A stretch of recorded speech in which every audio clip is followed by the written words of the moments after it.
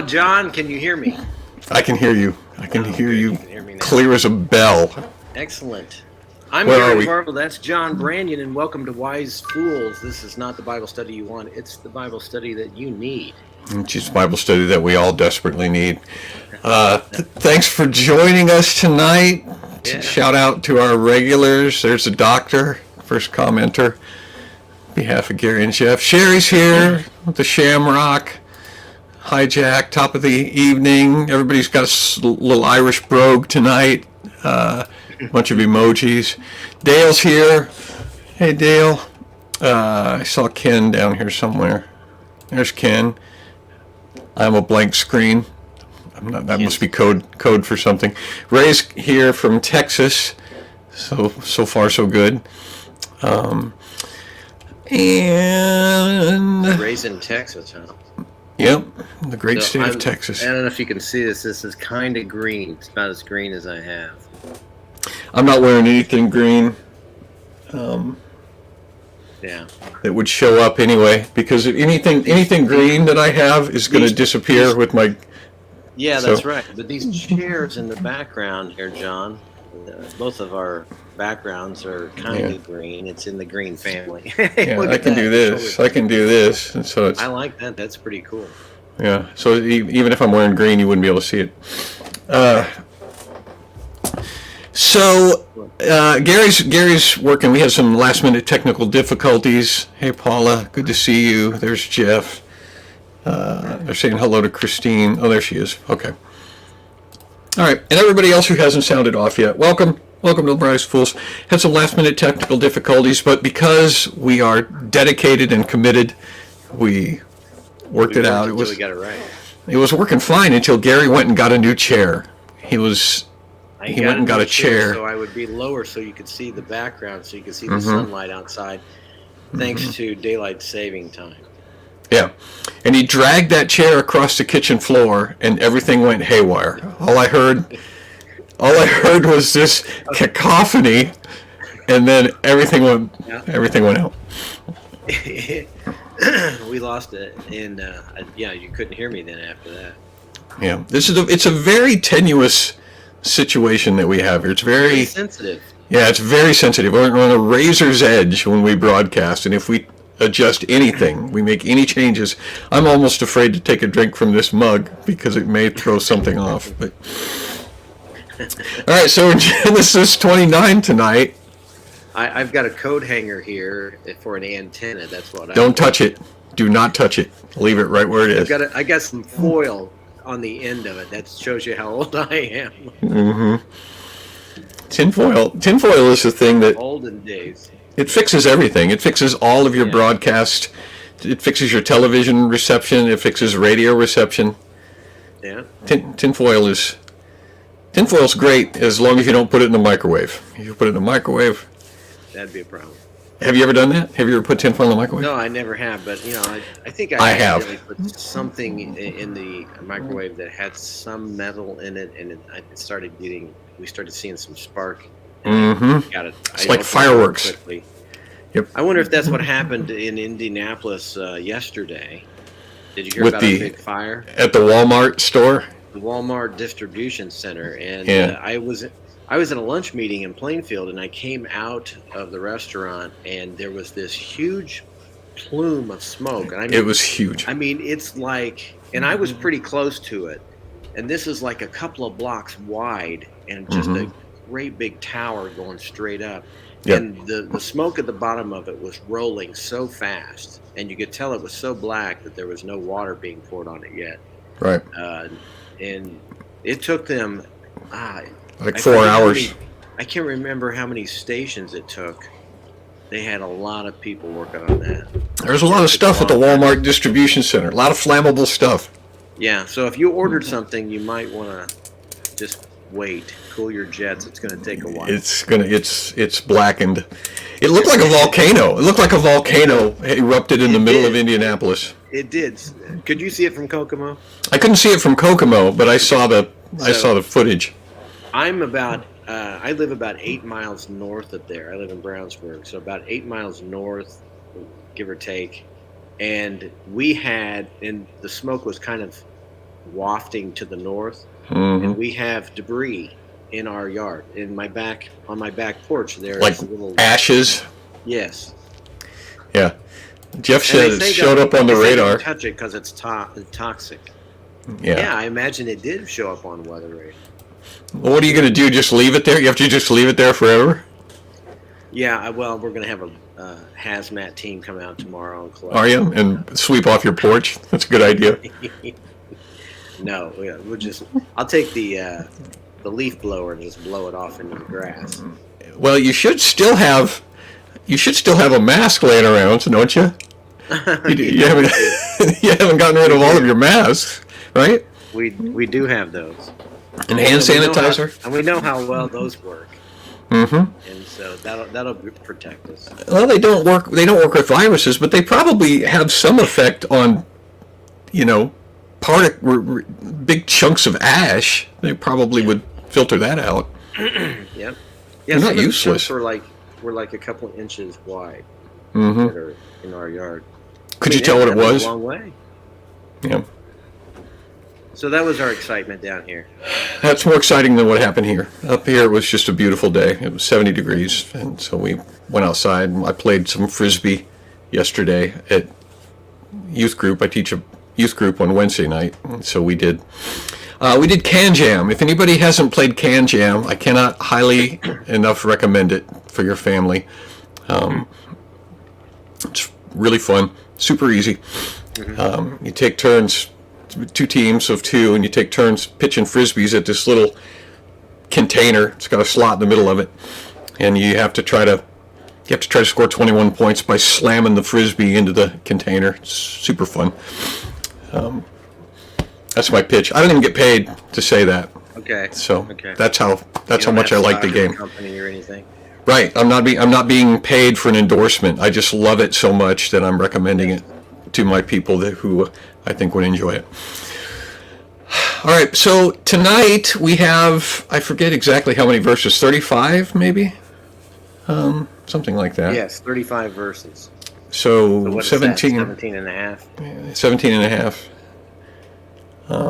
So if you want to take the first 17, I will do I it. will take the last 17, and I'll take the last 18. Okay, you don't even need Okay. to. I'll take it. All right. And so Or we could wait and when you get to that last verse, we could do it. we could read it together.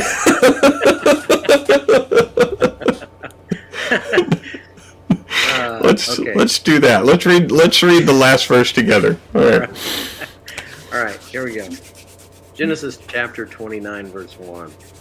Then Jacob hurried on, finally arriving in the land of the east. He saw a well in the distance. 3 flocks of sheep and goats lay in the open field beside it, waiting to be watered. But a heavy stone covered the mouth of the well. It was the custom there to wait for all the flocks to arrive before removing the stone and watering the animals. Afterward, the stone would be placed back over the mouth of the well. Jacob went over to the shepherds and asked, "Where are you from, my friends?" "We're from Haran," they answered. "Do you know a man there named Laban, the grandson of Nahor?" He asked, and "Yes, we do," they replied. "Is he doing well?" Jacob asked. "Yes, he's well," they answered. "Look, here comes his daughter Rachel with the flock now." And Jacob looked, and Jacob said, "Look, it's still broad daylight, too early to round up the animals. Why don't you just water the sheep and goats so you can get back to the pasture?" "We can't water the animals until all the flocks have arrived," they replied. Then the shepherds moved the stone from the mouth of the well, and we water all the sheep and goats. Jacob was still talking with them when Rachel arrived with her father's flock, for she was a shepherd. And because Rachel was his cousin, the daughter of Laban, his mother's brother, and because the sheep and the goats belonged to his uncle Laban, Jacob went over to the well and moved the stone from its mouth and watered his uncle's flock. Then Jacob kissed Rachel and wept, and he wept aloud. He explained to Rachel that he was her cousin on her father's side and the son of her aunt Rebekah. So Rachel quickly ran and told her father Laban. As soon as Laban heard that his nephew Jacob had arrived, he ran out to meet him. He embraced and kissed him and brought him home. When Jacob had told him his story, Laban exclaimed, "You are my own flesh and blood." Mm-hmm. After Jacob had stayed with Laban for about a month, Laban said to him, "You shouldn't work for me without pay just because we are relatives. Tell me how much your wages should be." Now, Laban had two daughters. The older daughter was Leah, named Leah, and the younger was Rachel. There was no sparkle in Leah's eyes, but Rachel had a beautiful figure and a lovely face. Mm-hmm. Since Jacob was in love with Rachel, he told her father, "I'll work for you for 7 years if you'll give me Rachel, your younger daughter, as my wife." "Agreed," Laban replied. "I'd rather give her to you than anyone else. Stay and work with me." So Jacob worked 7 years to pay for Rachel, but his love for her was so strong that it seemed to him but a few days. Finally, the time came for him to marry her. "I fulfilled my agreement," Jacob said to Laban. "Now give me my wife so I can sleep with her." So Laban invited everyone in the neighborhood and prepared a wedding feast. But that night it was dark, and Laban took Leah to Jacob, and he slept with her. Laban had given Leah a servant, Zilpah, to be her maid. But when Jacob woke up in the morning, it was Leah. "What have you done to me?" Jacob raged at Laban. "I worked 7 years for Rachel. Why have you tricked me?"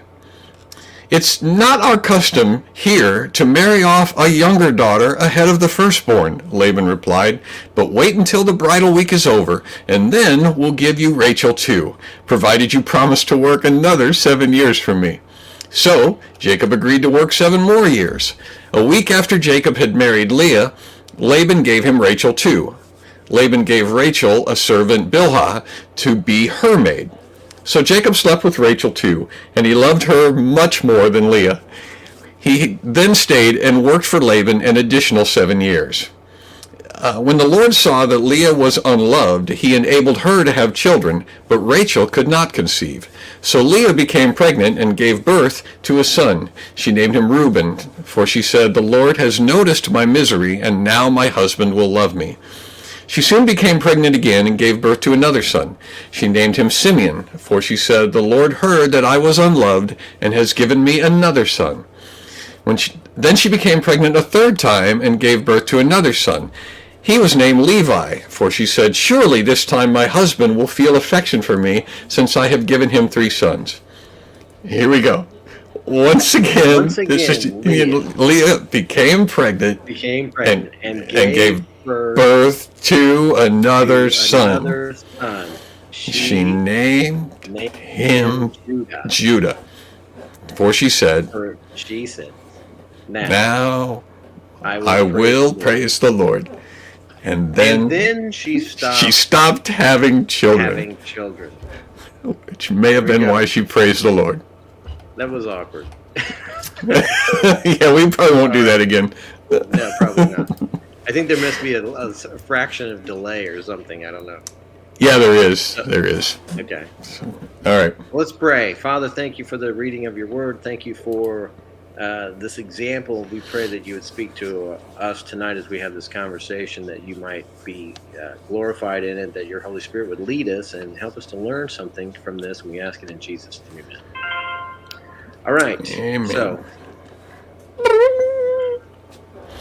sorry, that was my doorbell. I like it. It sounded like it was time to turn the page in a children's book. You know that sound that it makes? Right. It's time to turn the page when you hear this sound. Okay. Okay, so Jacob arrives in Haran and goes to this well.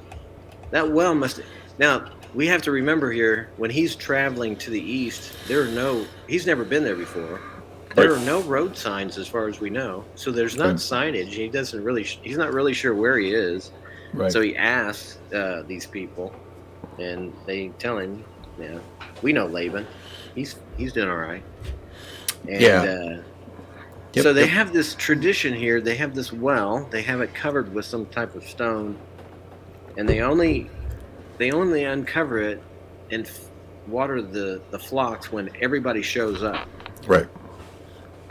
And so you had 3 flocks there waiting, but and then it was it's like Jacob was trying to get them to hurry up and water their flocks so he could get them out of there.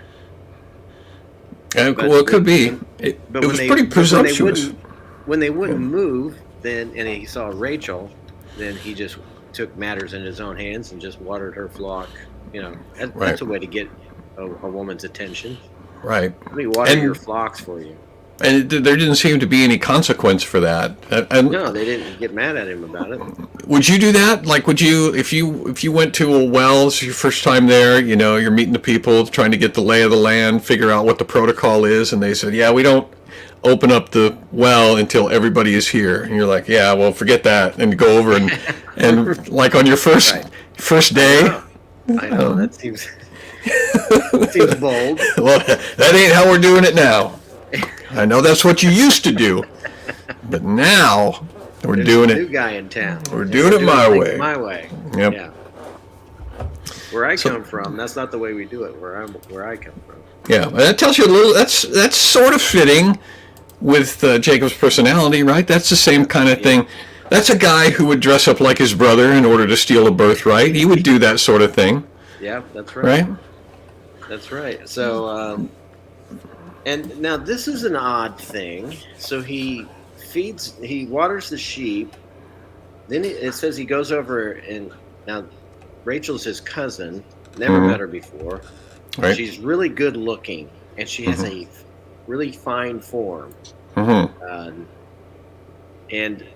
But he goes over and kisses her and then starts crying, which I thought was kind of interesting. She must not have been a good kisser. I don't know, but I think for him it's probably love at first sight. Obviously, right? He thought, "Wow, look at this." It's open to interpretation. Yeah, I don't know, but it sounds like that might have been the case. It could have been. But I guess it's the crying thing. Of course, he was the inside boy. His brother was the outside boy. Right. And so he maybe is more in touch with his feelings. I don't know, but do you have any thoughts about the crying part? Well, like I said, I thought he noticed that she had a striking figure, and she was good looking, and maybe when he kissed her, it just wasn't what he was hoping for, and that made him sad. But it obviously didn't keep him from, falling in love with her and wanting. Right. Maybe he thought, I'll just have to teach her how to kiss. I don't know. Yeah, which you can do. You can figure it out.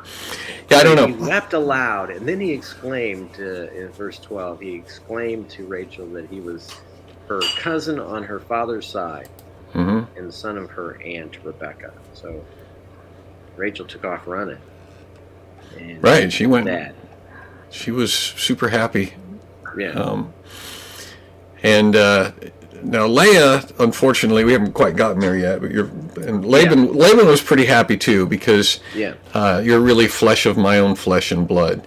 And I think this is worth noting because, granted, those of us in Western culture, when you go, so he's going to marry his cousin, and everybody's happy about that because we don't do those things anymore.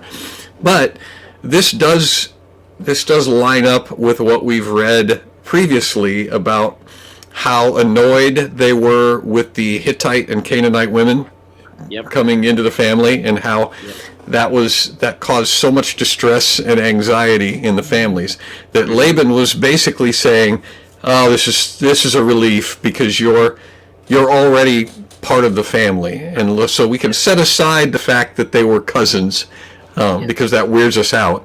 And what they were actually doing was they were rejoicing. Maybe that's why he was weeping too. Was that there was already a family connection that they were going to be able to take advantage of, and it made everybody happy. Yeah, so let's remember that on his trip now, he actually was kind of fleeing for his life. His dad said, "Hey, you need to get out of here. Your brother wants to kill you. Your brother's going to kill you." Yeah. And I don't want you marrying these Hittite women. These Canaanite women are the worst. And so I want you to go and get out of here and find a bride from my my family back in the East. From So the he's good never people. gone there before, so he's kind of heading, and maybe he was just so excited that he found where he was supposed to go to begin with, and the surprise in seeing that Rachel was beautiful. Right. So he's gonna go. He's looking for a bride, and he didn't know what he's gonna get. He doesn't know what the cousins are gonna look like. And fortunately, she was good looking. Fortunately, that could have been it. Remember again that Abraham and Sarah were half brother and sister. So it was just a different way of doing things. We don't do that in this generation. No. But no. back then, this was a common thing.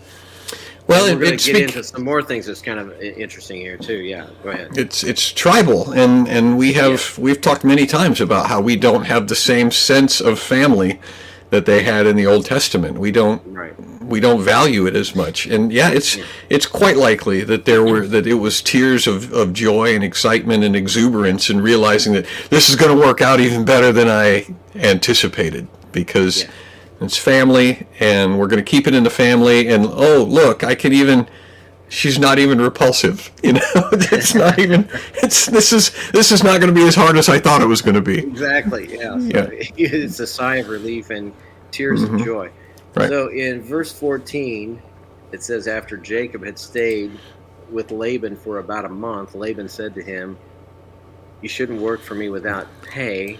Just because. Right. He waited a month. He waited a month before he brought that up. Yeah. Yeah. So tell me how much your wages should be.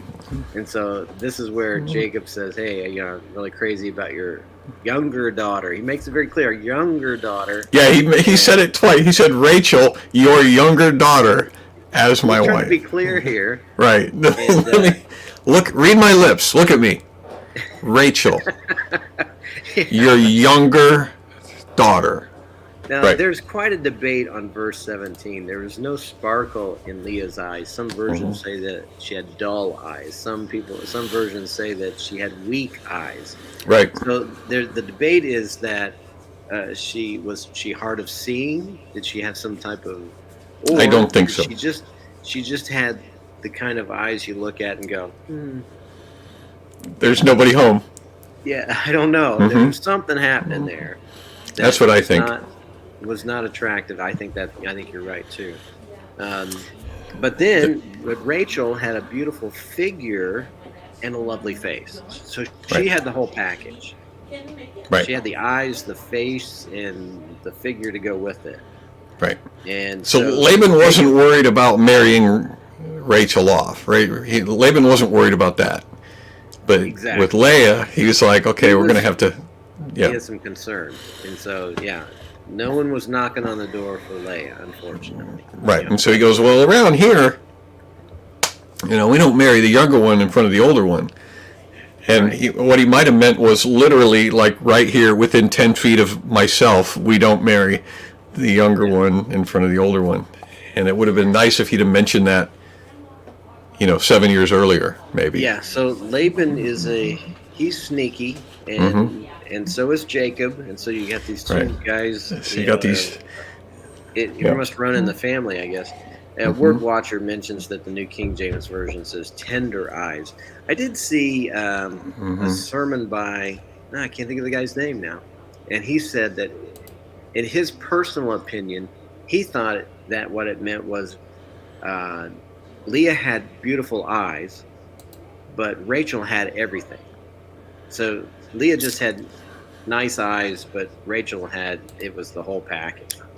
And maybe that's wishful thinking, I don't know. But Jeff Lane wants to know, doesn't Leah mean cow face? Are you serious? Does it? I didn't know that.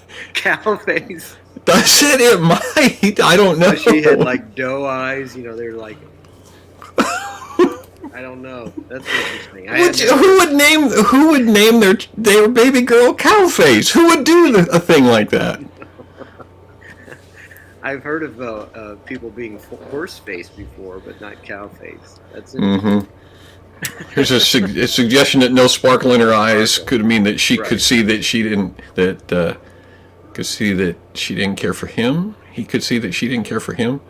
She wasn't excited to be married to him. Ooh, I never thought about that. Well, that's a new one I hadn't heard.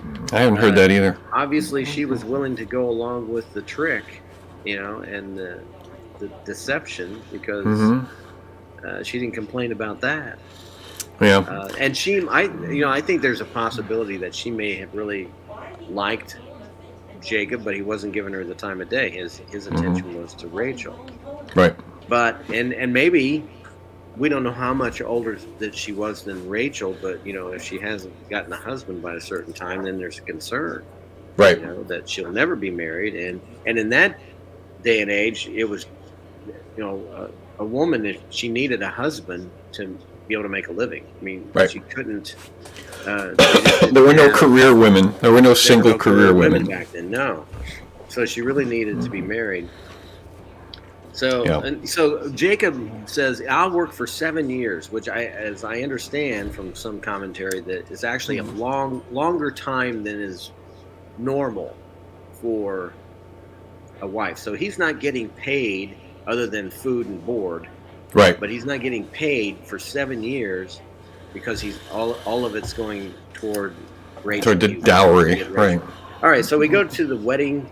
So the time is up. And it's interesting. He was so crazy about her that he said that in verse 20 that his love was so strong for her, it seemed like just a few days. Yeah, so those 7 years blew past so fast. So that's a Hallmark card, isn't it? Yes. So verse 21, so finally the time came for him to marry her. Okay, well, here we go. Before you go on, there it is. Leah, elder daughter, Laban, wife of Jacob, perhaps equals wild cow, Arabic. Wild cow. That's unfortunate. And that's unfortunate for any woman who's named Leah today. Thanks to Call Me Mom and Strong's Concordance for clearing that up for us. Cow face. Yeah, which makes me wonder now.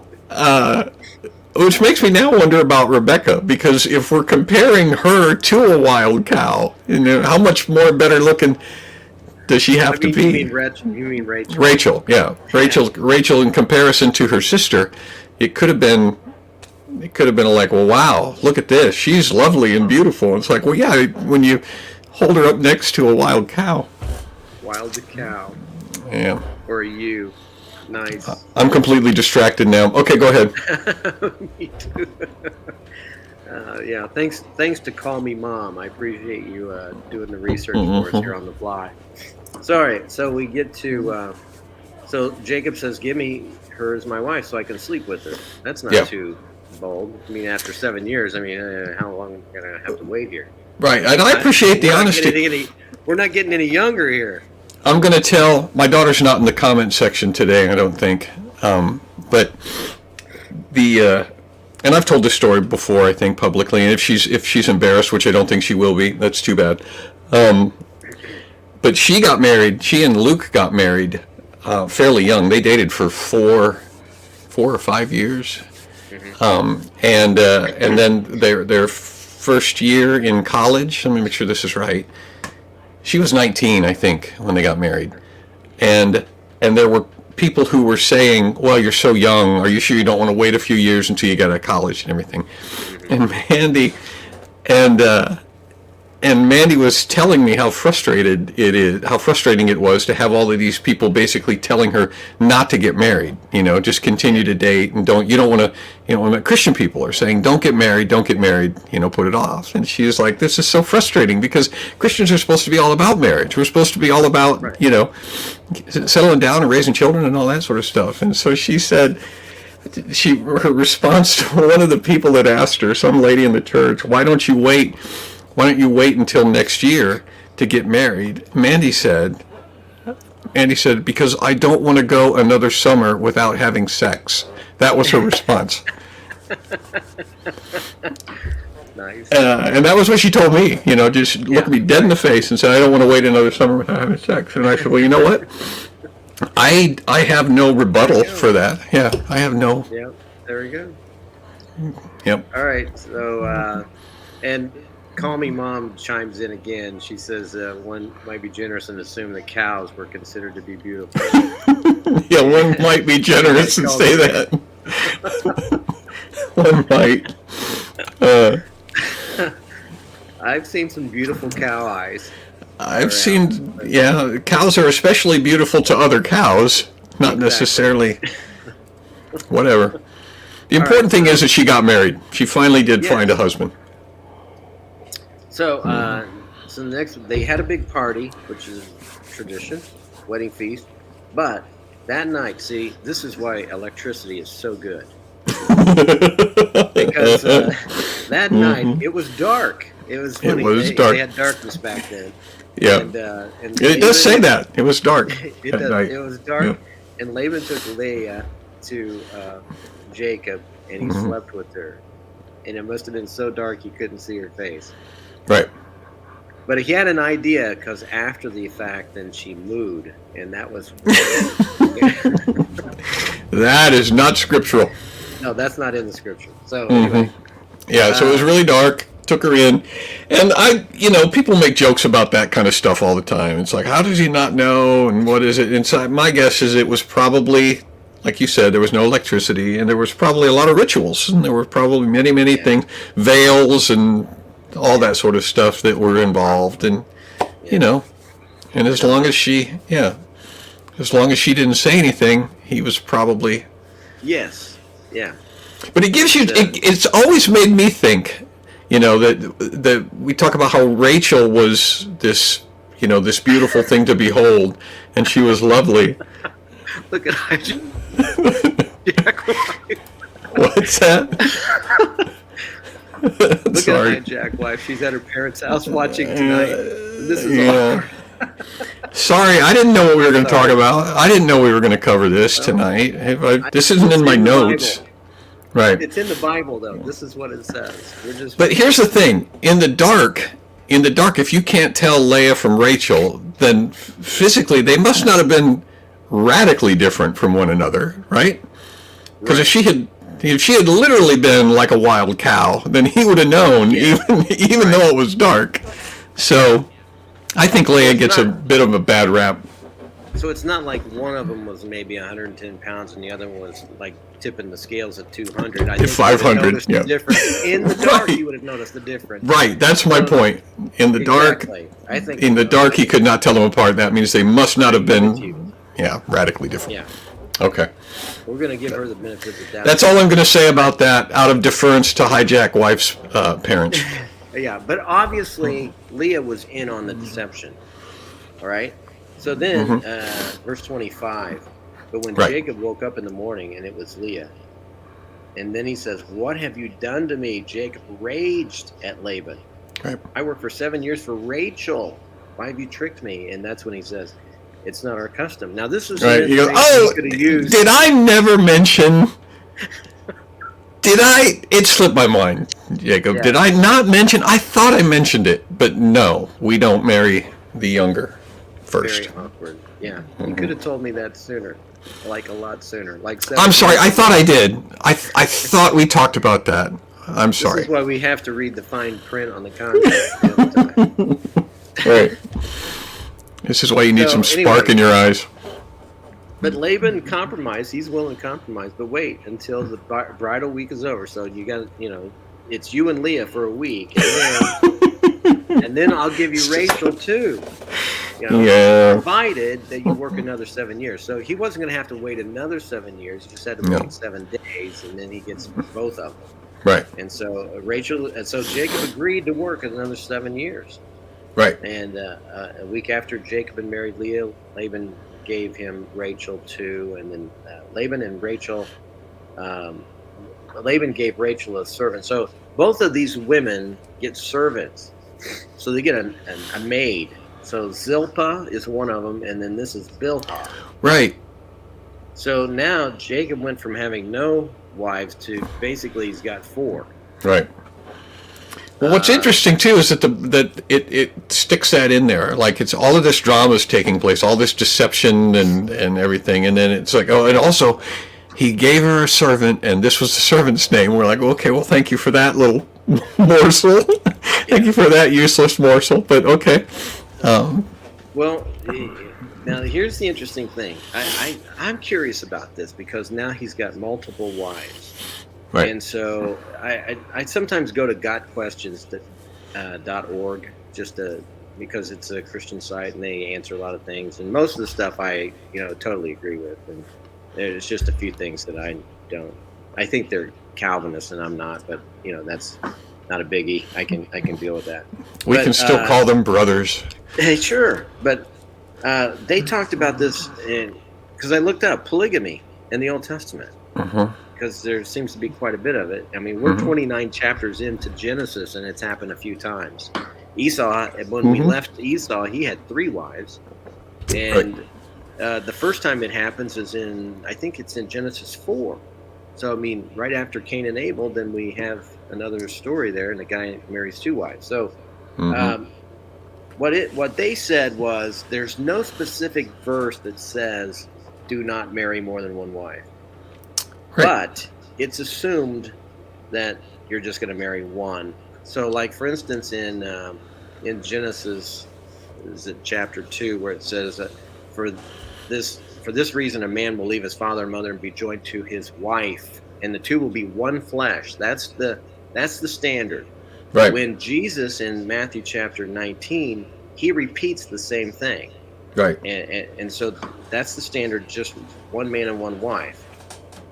Also in Ephesians chapter 5, verses 18 and following, especially verse 25, the Apostle Paul talks about marriage, that a man should love his wife, singular, as Christ loved the church and gave himself up for it. So you have all of those examples, but in this culture, like we were saying earlier, if a woman's not married, she's got to live with family or something because she can't make a living on her own. The other thing too, by doing it this way, they were able to grow the family really fast, to have lots of children because you have multiple wives.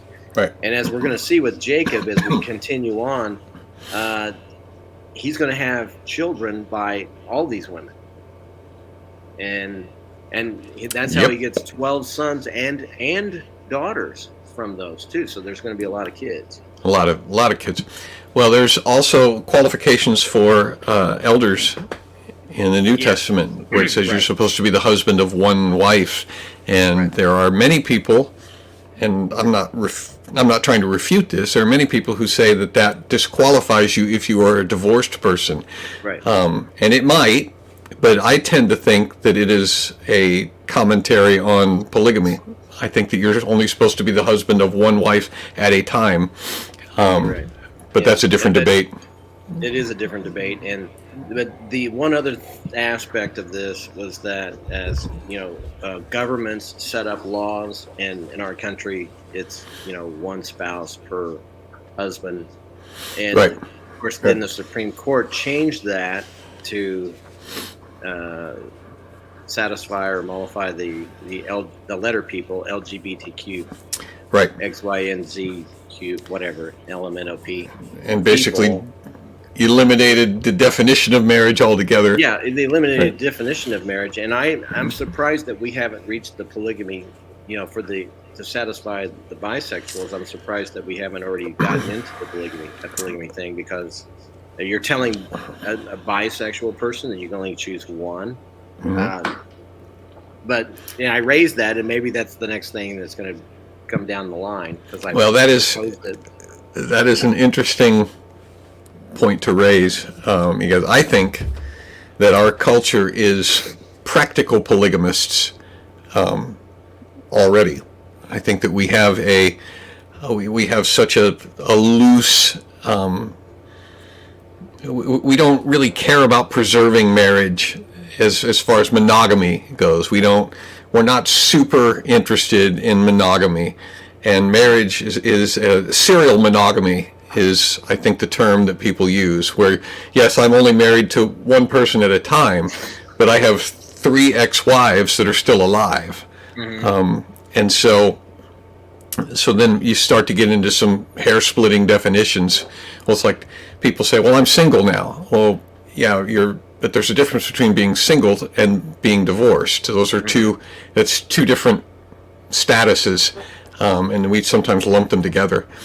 But there are many people who have never been married, but they may be having relationships with multiple partners at the same time, but they don't consider themselves polygamous because they're not married to anybody. But that's it's hair splitting. If you're sleeping with three different women, if you're sleeping with three different women, yes, you're a fornicator, but that's polygamy, and they even call it polyamory in this culture. We're in love with many people, and it's like, okay, that's not well. The difference between polyamory and polygamy is polygamy comes with some expectations and requirements and responsibilities, and polyamory is just chaos. It's just emotional chaos. There's no strings attached. There's no responsibilities, and so. Call Me Mom is chimed in again. She quotes a verse from Leviticus 18:18. So neither shall you take a wife to her sister to vex her, to uncover her nakedness beside. So Moses writes this law. The Lord has him write this law, but this is a long time after time of Abraham and Isaac and Jacob. So it does seem like that later on God does put some qualifications on, marrying within the family, especially. That he doesn't want that later on. And I think part of it has to do, of course, one of the reasons that we don't do that today is because of the genetic problems that can arise from doing that. It creates kids that don't have a spark in their eye. Exactly. And but when we're in Genesis, we're closer to creation. I think in the beginning it was, Adam and Eve's kids. They didn't have any choice. There were no other people around, so they had to marry within the family. But that was so close. The gene pool has become deficient since then. So I don't think that the sin problem was as effective as it was then. Am I making any sense? As time went on and you have more and more people reproducing, it seems like we have more and more diseases, more kinds of genetic problems than you ever saw in the early, right? Like in the book of Genesis. So by the time Moses comes around, God gives him this law, and I've lost. There you are. I lost you for a minute. All right, so may lose me again. It's really weak. Yeah. So Christine mentions that immorality is without the marriage covenant. That's right. And so we do have verses in the New Testament where it says that that sexually immoral are not going to be in heaven. It goes through a whole list of people, and sexual immorality is one of them. Also, and it's a whole list, and I'm not prepared to go through that list right now. But I mean, Paul talks about that, and such were some of you, but you've been washed in the blood of Christ, and so you've been cleansed. And so no matter what kind of sin you have in your past, if you come to the cross, repent of your sin, Christ will cleanse you of your sin, and then he will give you his righteousness. And so that's the only way you can get to heaven. Right. Well, there is a real cavalier and lazy I don't know attitude. Mom, but she's she's a fountain of knowledge. This one. Yeah, she's very, very helpful. It's helpful. She says that genetic birth defects in the population of most where they marry first cousins very high. All right. But if you have the attitude that we have, where sleeping with somebody is just a thing that you do. You may do it on the first date. You'll certainly do it on the second date, and that's just the way things. That's just the way things operate. That attitude has taken a while to basically, work its way into the culture to where now it's not even, you're a weirdo if you're if you're a virgin when you get married. You're just there's something strange about because you. of our culture, yeah. Yeah, And I blame a lot of that on the media and the TV shows, for instance, that you watch now, which are constantly promoting sex all the time. And we're living in a culture now. It's hard to believe that a guy like Bill Maher is a guy who's preaching truth, and he says maybe it's not a good idea to be teaching kindergarten through third grade, teaching them about sex. Right. I mean, Bill Maher said that, and I Right. would agree, absolutely. But so they passed a law that would ban that in Florida, and Right. then the media calls it the anti-gay law. They call it the "Don't Say Gay" law. That don't say gay law. So then that's right. And so Governor DeSantis says that doesn't say that in the bill. Did you read the bill? Because it doesn't say that in the bill. We're Right. saying that parents should have the right to say, I don't want my little child, kindergartner, having to be exposed to that. you Right. know? Right. But this is demonic because in my opinion, to corrupt the minds of a child, at this early stage will affect them the rest of their life. I think Hey. Jesus would agree with you on that, right? Yeah. Yes, he did. In fact, he said if you do that to one of these little ones who believe in me, it'd been better for you to have a millstone wrapped around your neck and thrown in the depths of the sea than Right. And to cause one of these children to sin. exactly. So verse 30. So Jacob slept with Rachel too, Yep. and he loved her Sure. much more than Leah, and he stayed with her and worked for Laban for another 7 years. Now, verse 31, we need to talk about this. When the Lord saw that Leah was unloved, he enabled her to have children, but Rachel could not conceive. How about that? How about it? Interesting. What do we make of that?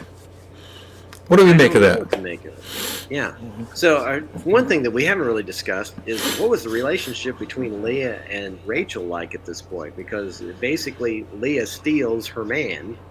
That would be a non-starter in most families. Now I don't know what it was like back then, but there's no mention that there's a problem between the two girls. No?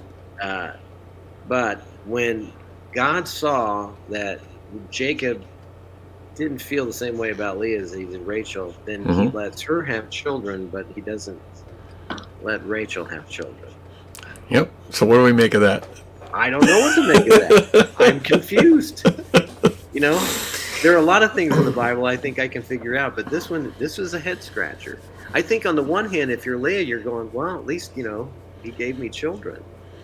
Well, it's more than that. It's like now my husband will love me. Now he's basically he doesn't have any choice. He's like I'm producing sons for him. I'm producing sons. Exactly. This is what I'm supposed to do. This is the most important thing that I can do. So here's Rachel. She's beautiful. She got everything going for her. She gets catches the eye of Jacob. She's going to be in the lineage of the blessing. She gets her husband kind of stolen from her, and then she has to share him, and then she doesn't get to have children, even though she's got his love. She doesn't, and so it's a frustration. Now, eventually, Rachel does have Joseph, and so right. and then but I don't want to get ahead of and the story. that's a whole story there. Right, it is. So we'll get there, but I that's something I just thought we need to talk about that because I don't know how to feel there. On the one hand, is it possible? I would say this. Go ahead. Well, is it possible? Go ahead. That's the delay. That's what it does for it. So we come off looking like psychopaths because it doesn't in the video. There's not the delay, but on our is it possible that God was trying to teach Jacob about the dangers of showing favoritism or playing favorites all the way along? Because here he's got this obsession with Rachel, and he doesn't care about Leah. And so God allows him to be tricked into taking this thing, I shouldn't say thing, taking this wife that he doesn't want.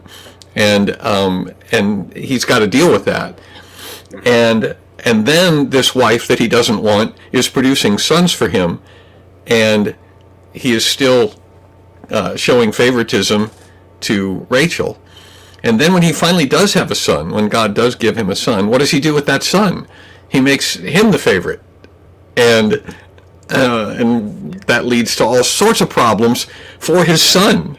That makes life very difficult for Joseph, to have his father playing favorites all the time.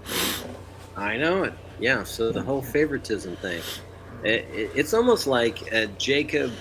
He cheats his brother for the blessing, and then Laban cheats him back, and right. So it's payback. He's reaping what he sowed in the past. And I almost wonder if that's why he went along with the whole, you got to work for me 7 more years. And he's like, yeah, okay, you got me. Yeah. I got me. It's almost like a respect. Well, you got one past me. Okay, 7 more years. All right. He didn't fight about it. He didn't. No, he didn't. Yeah. Now we're going to find eventually, after a period of time, where he's finally going to get fed up with it, and he's finally going to leave. But he's still going to be there for several years. So, right. And then when he leaves, how does he leave? He leaves with more trickery. Yeah, he does. He does. But God blessed him because Laban started trying to cheat him. Well, I'm getting ahead of the story here. You're spoiling everything. Cheat him some more. I mean, they keep going back and forth. Mm-hmm. All right, so the Lord heard that I was unless. So verse 33. You're talking about Leah. She soon became pregnant again and gave birth to another son. She named him Simeon, for she said, "The Lord heard that I was unloved and has given me another son." I didn't see what was on the screen. What was on the screen? Well, Ray says, I wonder if he took a good look at Rachel in the light on that wedding night. No, but he did. He's like, light a couple extra candles, make sure there's not an older sister that he didn't know about. Yeah. That's a good point. Yeah. Good one, Ray. All right. So then, verse 34, then she became pregnant a third time, and she named this one Levi, for she said, "Surely this time my husband will feel affection for me, since I have given him 3 sons." Yep. And then she had another son, and she gave birth to Judah. I mean, she's just pumping them out. So this is taking just one after another. We're going to see that this is a dysfunctional family. Mm-hmm. And so as time goes on, they've got a lot of challenges ahead of them. And I think one of the encouragements to our generation is there's no perfect family. Everybody comes from a dysfunctional family. We've all got our own problems, right? That's the encouraging thing that you're going to say? This should be an encouraging thing. So, I mean, this has been going on for time immemorial. And I think that, one of the things I've learned from, studying about marriage and teaching on marriage was that Jacob's got 2 wives here, so he's dividing his time, and he has his favorite. He could have loved Leah. He could have made her feel loved if he would put effort into it. He could have done things to make her feel loved and appreciated. Obviously, she thought, if I just keep having children for him, then he's going to love me. At some point, what she's going to do is she's not going to be able to get pregnant, so she'll say, "Take my handmaiden and have children by..." And so she's Where we heard that before. Yes, exactly. So it seems like these people keep doing these things that we think this is a mistake. You shouldn't do this. But they keep doing it over and over again. They do. And it's very difficult, as we've talked about before, the characters in the Bible who hear the voice of God, or God speaks to them, or God tells them things, and we go, oh, okay, well, if God is telling them this thing, why are they still so sinful? Why are they still so rebellious? Why are they? And it's super interesting to know that even people who God was presumably communicating in a more direct manner. Maybe I don't know. Yeah. But he was communicating in such a way to where they knew for sure that the Lord was telling them things, and they still lost faith, and they still tried to do things on their own, and they still, they still messed up. Christine points out that Levi, the priesthood, comes from an unloved wife, and so does Judah. That's a good point. So Judah is the one who's going to get the blessing of these 12 sons, and he's going to be in the line of the Messiah.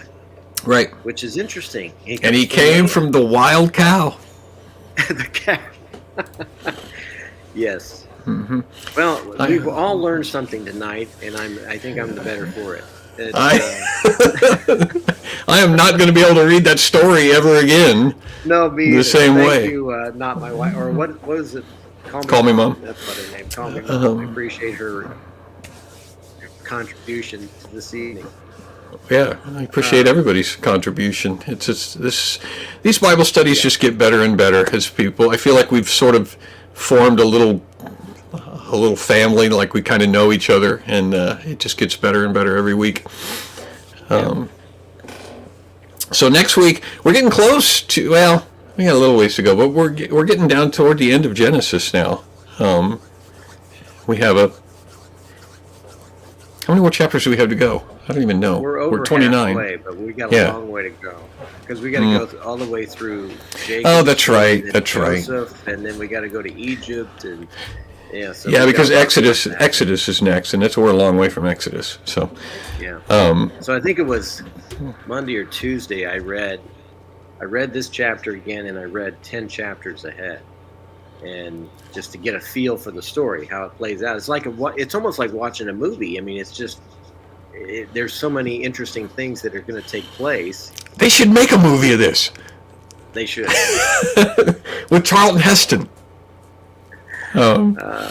If Hollywood does it, they'll make rock monsters and stuff. They don't know what they're doing. They did, yeah. It's Noah. They did. Noah. What a terrible movie that was. What a waste of money. All right. Yeah. So Doctor says this has been a real pot of gold.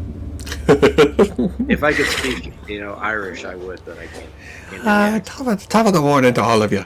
Yeah, there. And we'll see everybody next week. Should be